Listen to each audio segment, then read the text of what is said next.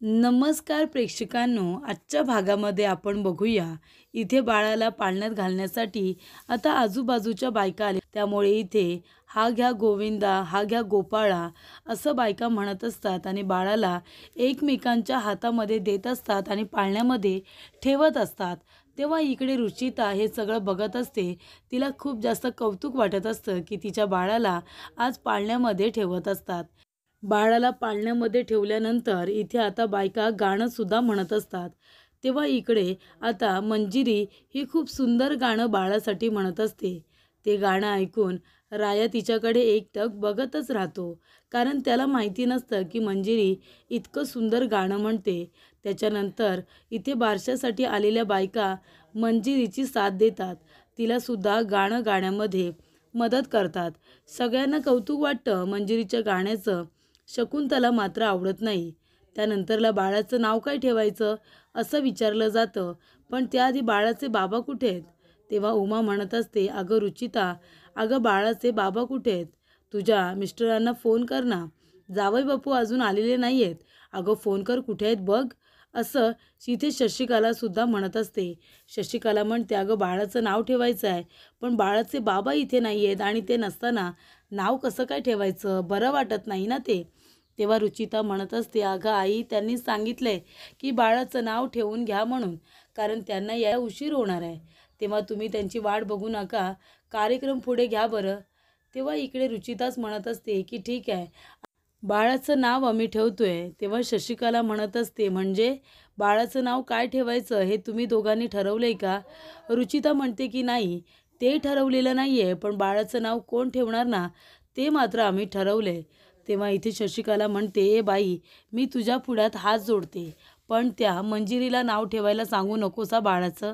तू डोहाळेच्या नावाखाली माझ्याकडून सगळं काही कबूल करून घेतलंयस, पण आता नाही, आता मी तुझं काहीच ऐकणार नाही आहे। तेव्हा इकडे आता रुचिता म्हणत असते, नाही ग आई, म्हणजे इकडे बाळाचं नाव आपली मंजिरी नाही तर दुसरं कोणीतरी ठेवणार आहे, इथे मामा ठेवणार आहेत बाळाचं नाव। मामा म्हणाल्यानंतर इथे उमाला असं वाटत असतं की बाळा, ती म्हणते की बाळा, अरे तू नाव ठेवणार आहेस का? ये ये पुढे ये, आपल्या इथे चकुलीचं नाव तू ठेव। तेव्हा इकडे आता शशिकलाला आश्चर्य वाटतं की इथे रुचिताने मामाचं नाव कसं काय घेतलं। त्यानंतरला इथे राया म्हणत असतो की या मामा या, बाळाचं नाव ठेवा, आत्तापर्यंत तुम्ही लोकांना नावं बोटं ठेवत होता, आता बाळाचं नाव ठेवा, बघूया जमतंय का। त्याच्यानंतरला इकडे सगळेजण म्हणतात की बाळा मामा या, तुम्ही नाव ठेवा बरं। तेव्हा इकडे शशिकला म्हणत असते की खरंच रुचिता, म्हणजे या माणसाला तुला आपल्या छकुलीचं नाव ठेवायला सांगायचं आहे, खरंच का?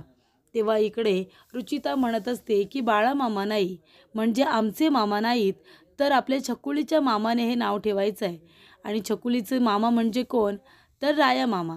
तेव्हा इकडे सगळेजण म्हणतात की राया राया, तू नाव ठेवायचं म्हणजे ठेवायचं। तेव्हा इथे राया म्हणतो, पण मला नाही जमत, मला नाव वगैरे ठेवता नाही येत।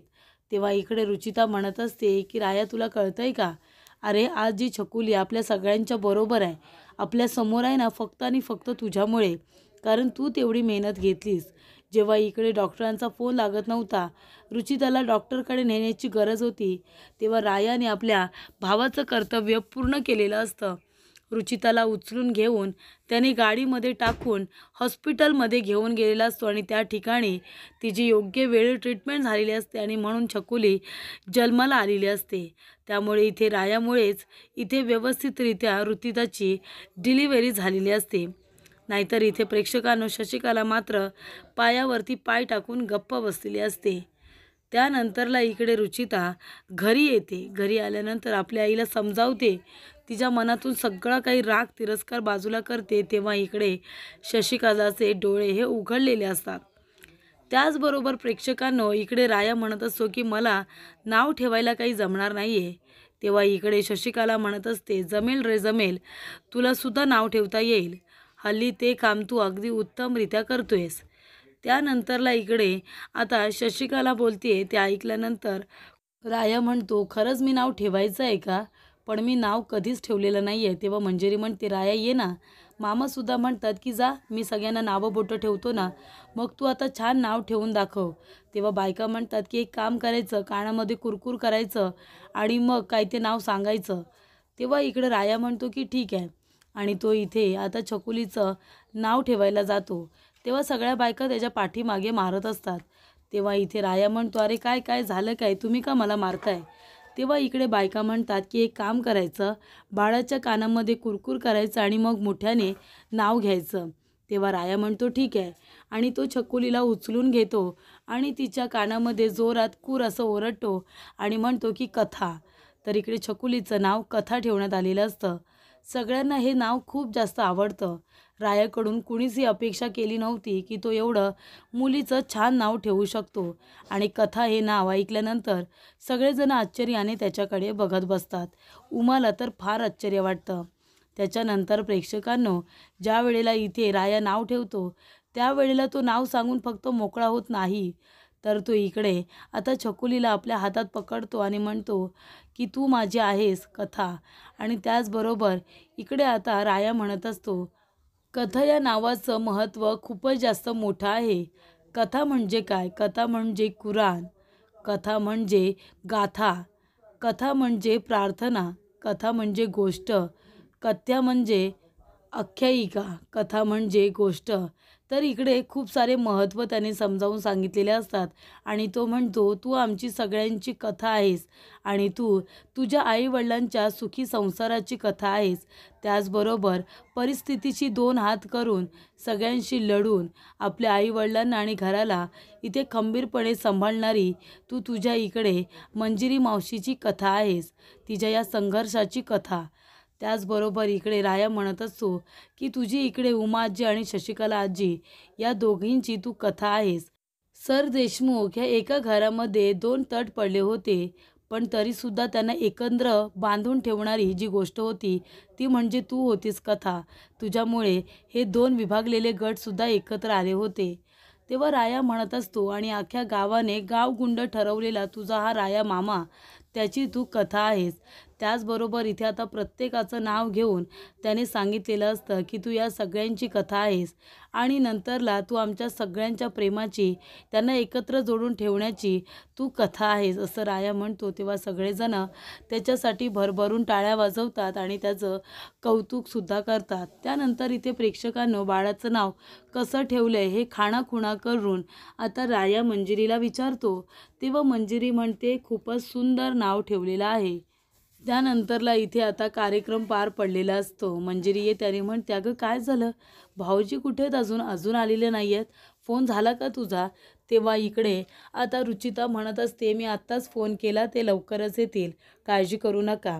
तेव्हा राया तिथे येतो आणि म्हणत असतो की मिस फायर, मी त्या सिस्टरला सोडून येतो तिची आता जाण्याची वेळ झालेली आहे, मी तिला सोडून येतो.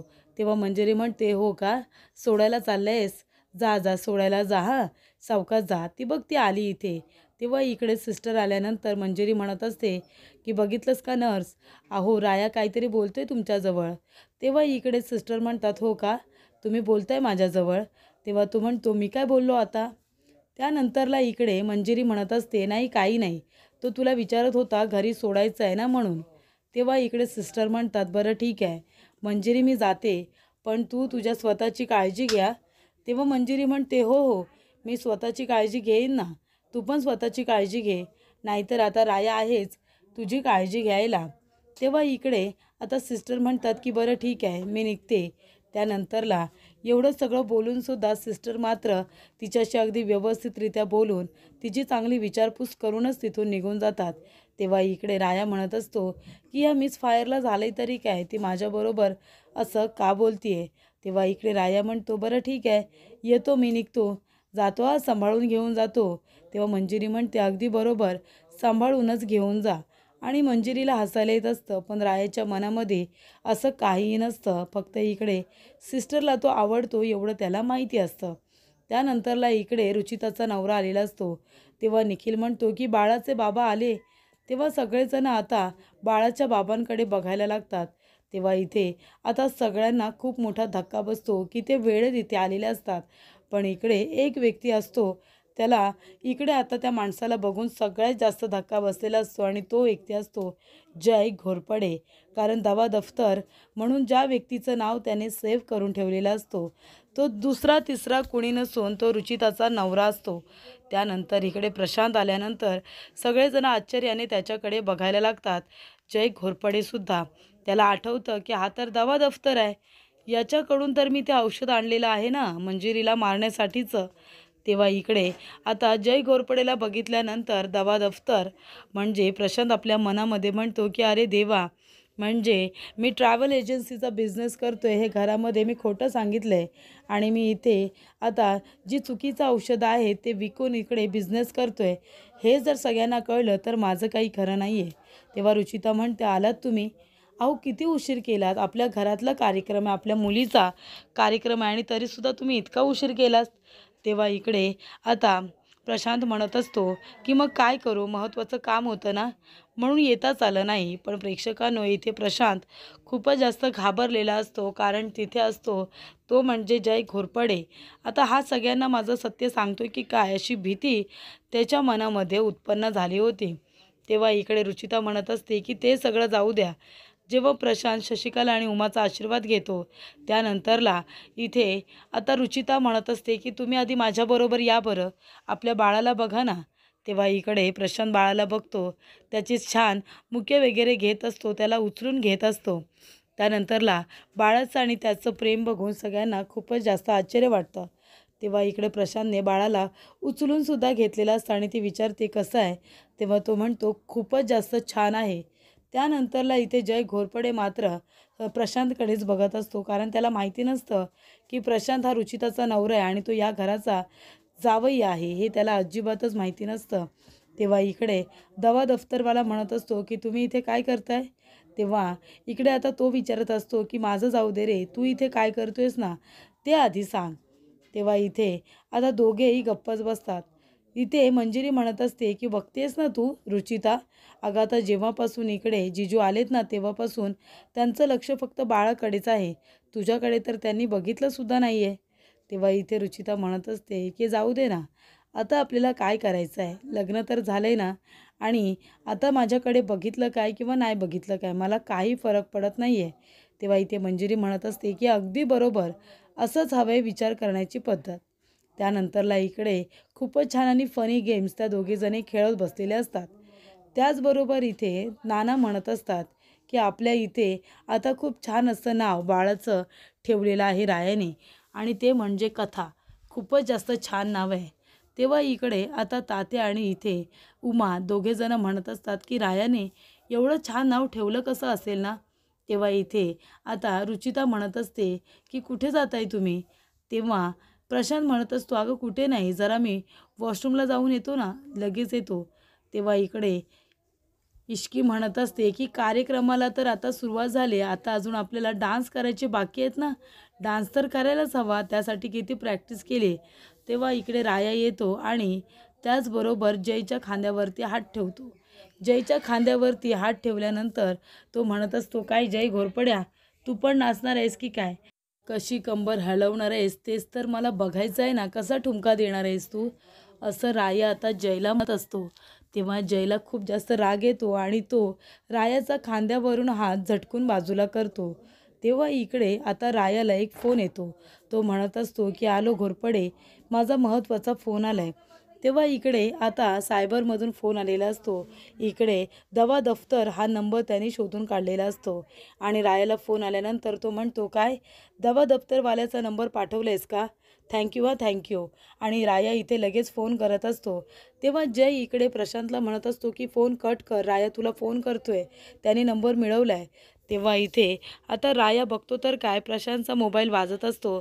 तेव्हा रायाला खूपच जास्त राग येतो की हा रुचिताचा नवरा हा तर दवा दफ्तरवाला नाही आहे ना, आणि त्यामुळे इथे राया आता घाबरलेला असतो. तो पुढे पुढे जातो आणि त्याला विचारणार की तुझा फोन लागलाय का. तेवढ्यातच इथे जय घोरपडेने आधीच त्याला शहाणं केलेलं असतं आणि तेवढ्यातच इथे राया काही विचारायला जाणार, तेवढ्यातच प्रशांत म्हणत असतो की हां कर्णिक बोला ना, कर्णिक बोला, काय बोलायचं आहे तुम्हाला. जणू काही त्याने फोन उचललाय असंच तो रिॲक्ट करतो आणि त्याच्यामुळे इकडे आता राया मात्र गप्पच उभा असतो. रायाला वाटत असते की नाही, प्रशांत हा तो मुलगा नाही आहे, प्रशांत दुसरंच कुणाबरोबर तरी बोलतोय असं त्याला त्या क्षणाला वाटतं देखील. तेव्हा इकडे आता राया आणि प्रशांत दोघेजण एकमेकांकडे बघत असतात. प्रशांत घाबरलेला असतो म्हणून बघत असतो आणि राया त्याला संशय आलेला असतो म्हणून बघत असतो. तेव्हा मंजिरी आता रायाला खुणावताना म्हणते, राया काय झालं, कसलं टेन्शन घेतलंयस? तेव्हा राया म्हणतो, नाही काही नाही, कसलं टेन्शन घेतलेलं नाही आहे. तेव्हा इथे राया विचार करत असतो की फोन तर वेगळा आला होता, दुसऱ्या व्यक्तीबरोबर बोलत होता. मग रुचिताचा नवरा मी फोन केल्यानंतर रिंग वाजली तेव्हा एवढा घाबरला का होता? माझ्याकडे तो घाबरल्यापणे का बघत होता? असं विचारल्यानंतर इकडे मंजिरी म्हणत असते की राया, तू आता नको नको ते विचार मनामध्ये घेऊ नकोस हा. अजिबात प्लीज काही विचार घ्यायची गरज नाही आहे. आपल्याला आता संध्याकाळी छान इथे हळदीची सगळी तयारी करायची आहे उद्या, बरोबर ना? तेव्हा इकडे मंजिरी म्हणत असते की अगदी बरोबर, आणि त्याआधी मला ठणठणीत बरं व्हायचं आहे. तेव्हा इकडे राया म्हणत असतो की मलासुद्धा तुला लवकर बरं करायचं आहे. असं म्हणाल्यानंतर दोघे एकमेकांची किती काळजी घेतात हे सुद्धा याच्यामध्ये दिसून येतं. त्याचबरोबर इथे प्रेक्षकांनो आता राया विचार करत असतो की नंबर हा दुसरा कुणाचा बरं असेल. तेव्हा तिथे जय येतो आणि म्हणतो, काय काय झालं जय? अरे कसलं टेन्शन आहे तुला, काही सांगशील का? तेव्हा इकडे जय म्हणत असतो की हे बघ, मी पोलीसवाला आहे, तुला जर कसली मदत हवी असेल, कुणाला शोधून काढायचं असेल तर तू मला सांगू शकतोस, मी तुझी नक्कीच मदत करेन. तू प्लीज सांग ना, मी पोलीसवाला आहे. तू जर मला सांगितलंस, काही विचारलंस तर मी तुझी मदत नक्कीच करेन त्या माणसाला शोधायला, बरोबर की नाही, ज्याने मला औषधं दिली आहेत. तेव्हा इकडे राया म्हणत असतो की अति शहाणपणा करू नकोस, कळलं ना? तेव्हा इकडे आता जय घोरपडे म्हणत असतो की तुझी मिस फायर आहे ना, ती लवकरच आता ढगात जाणार आहे. ती आता निघून जाईल रे, ती जास्त दिवस तुमच्याजवळ राहणार नाही आहे. तेव्हा इथे राया म्हणतो की मिस फायरबद्दल एक शब्दसुद्धा बोलायचं नाही आहे, मी आत्ताच सांगतोय. त्याच्यानंतरला इकडे आता जय घोरपडेसुद्धा तिथेच असतो. राया आता याला प्रशांतला शोधण्याचा प्रयत्न करतोय हे सुद्धा कळलेलं असतं की दवा दफ्तर हा नेमका कोण आहे. त्याच्यानंतरला प्रशांत रूममध्ये येऊन उभा राहिलेला असतो. तो म्हणतो, वॉशरूम कुठे आहे? रुचिता म्हणते, तिकडे जा. तेव्हा इकडे जय घोरपडे येतो आणि म्हणतो, काय झालं? तेव्हा इकडे प्रशांत म्हणत असतो की साहेब हे बघा, तुम्ही इथे काय करताय त्याआधी मला सांगा. तेव्हा इथे जय घोरपडे म्हणतो की ते आधी विसर, तू इथे काय करतोयस? तर इथे प्रशांत म्हणतो, मी रुचिताचा नवरा आहे, एव्हा ना तुम्हाला कळलं तर असेलच ना. तेव्हा इकडे आता प्रशांत म्हणतो की तुम्ही माझ्याकडून ते औषध घेतलेत त्याबद्दल कुणाला काही सांगितलं तर नाही ना? तेव्हा इकडे जय म्हणत असतो की इथे सगळ्यांना असं वाटतंय तुझा ट्रॅव्हल एजन्सीचा बिझनेस आहे आणि तू तर इथे खोटी खोटी औषधं, म्हणजे एकदम वाईट औषधं माणसांना विकतोस जेणेकरून माणसांचा जीव जाऊ शकतो. तू या औषधाचा बिझनेस करतोयस हे कुणाला माहिती आहे का? अरे घरातल्यांना जाऊ दे, तुझ्या बायकोला तरी माहिती आहे का? तेव्हा प्रशांत म्हणतो, नाही, बायकोला पण माहिती नाही आहे, रुचिताला माहिती नाही, आणि तिला जर कळलं ना तर प्लीज तुम्ही तिला काही सांगू नका, नाहीतर ती. तेव्हा इकडे आता जय म्हणत असतो की नाही नाही, तिला मी काहीच नाही सांगणार, मला काही वेळ लागला आहे का? तेरी भी चूप और मेरी भी चूप. तू नको माझं नाव सांगू, मी नाही तुझं नाव सांगणार, बरोबर की नाही? तेव्हा प्रशांत म्हणतो, सर पण एक विचारू का, तुम्ही ते औषध कुणाला देताय हे मला प्लीज कळेल का? तेव्हा इकडे जय त्याच्याकडे रागाने बघतो. तेव्हा प्रशांत म्हणतो, नाही सर सॉरी, पण खरंच सांगा तुम्ही ते औषध घरामध्ये कुणाला नाही देत ना? तेव्हा इकडे जय म्हणतो, नाही रे, घरात मी ते औषध कुणालाच देत नाही आहे, ते मी माझ्या एका दुश्मनाला देतो आहे. तेव्हा इकडे प्रशांत म्हणतो, त्या औषधाबद्दल कुणाला काही कळायला नको. तेव्हा उमा तिथे येते आणि म्हणते, कसलं औषध? तेव्हा दोघेही खूपच जास्त घाबरतात. तर पुढील भागामध्ये आपण बघूया. इथे आता सगळेजण डान्स करत असतात. तेव्हा रुचिता म्हणत असते की आता इथे बाळाची मावशी डान्स करणार आहे आणि ती म्हणजे आपली मंजिरी मावशी. तेव्हा मंजिरी डान्स करता करता इकडे आता खाली कोसळते. तेव्हा राया तिला पकडतो कारण तिचा पूर्णपणे तोल जातो, तिची तब्येत आता बिघडलेली असते. तेव्हा इकडे राया म्हणतो, अरे मिस फायर काय झालं तुला? तेव्हा इथे आता मंजिरीची तब्येत खूपच जास्त बिकट झाल्यामुळे तिला हॉस्पिटलला नेण्याची गरज लागते. हॉस्पिटलला लगेचच्या लगेच घेऊन जातात अख्खं घर हॉस्पिटलमध्ये आलेलं असतं मंजिरीबरोबर. तेव्हा इथे सगळ्यांना मंजिरीची खूपच जास्त काळजी वाटत असते. डॉक्टर तिला चेक करत असतात. तेव्हा इकडे डॉक्टर म्हणत असतात, की तिच्या पल्स ह्या सापडतच नाही आहेत. आता काय करायचं? तेव्हा इकडे राया पूर्णपणे टेन्शनमध्ये आलेला असतो. कारण आता चौथी पुडी पोटात गेली की काय? असं त्याला वाटत असतं. त्यामुळे इकडे रुचिता, राया, उमा त्याबरोबर नाना सगळेजणच खूपच जास्त घाबरलेले असतात आणि मंजिरीचं टेन्शन घेतात.